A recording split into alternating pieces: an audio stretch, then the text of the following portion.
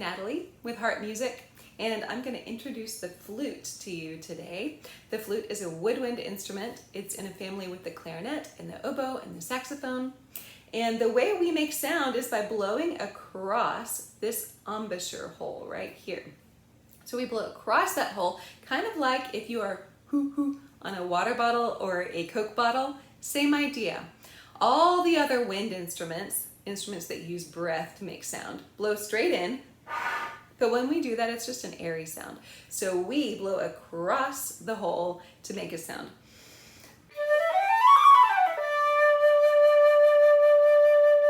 You see that I'm not covering the hole, I'm playing across the hole. That's how we make sound. It's pretty cool. And then to change the pitches, we move our fingers here and cover different combinations of keys.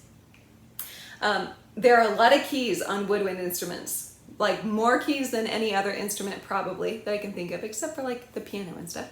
The oboe especially has a lot of keys, and the bassoon, a lot of keys.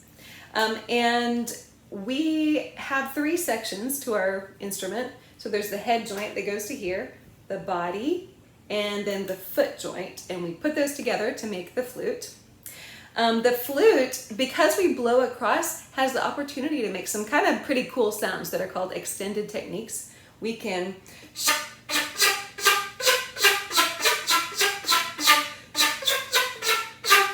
where you can kind of hear a little bit of the pitch, but you get a lot of percussive sound too.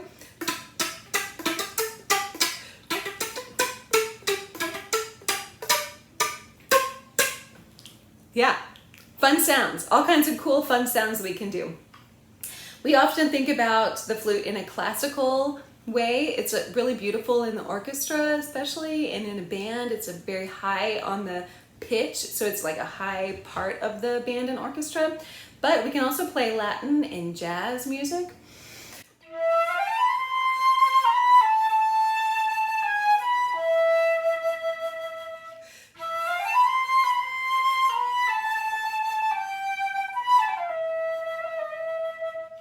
And in jazz and Latin and salsa music, we get to improvise. And improvising is something that I love to do. It can be a little bit scary maybe sometimes, or intimidating, because you get to just make up what you want to do.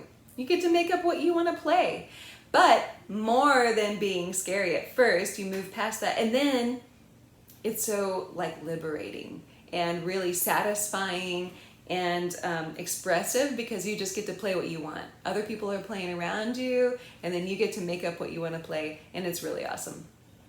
If you play the flute, you get to play some cool melodies that you may have heard of before.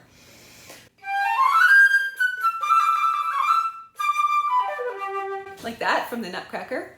And you may also eventually play the piccolo. The piccolo is like the little baby sister or cousin or something of the flute. This is the flute you will play first, but then the piccolo, look how much smaller it is than the flute. It plays 8 notes or an octave higher and sounds like this.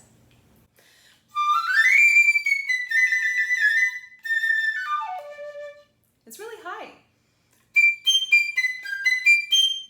And so if the flute maybe is kind of like the icing on the cake of a large ensemble sound like band or orchestra, then the piccolo is sort of like the cherry on top. The piccolo and the flute in the high range, you can hear above all the other instruments. Even if like all the instruments are playing at the same time, sometimes you can hear the flute coming out and rising above. It projects and kind of like goes out into the audience, and it's almost a little bit eerie sometimes, because it's like, wait, where is that sound coming from? Oh, it's the flute. It's a beautiful sound, a really beautiful and colorful sound. If you play in marching band, like in high school, you'll probably start out playing the flute, but eventually you'll play the piccolo for that very reason I just said, because it can rise up over all the like loud brass and drums, which really are kind of like the heart of the marching band. But the piccolo, again, cherry on top. It's a beautiful sound. I love the flute and piccolo. I hope you choose it. I hope you want to play it. And thanks for listening.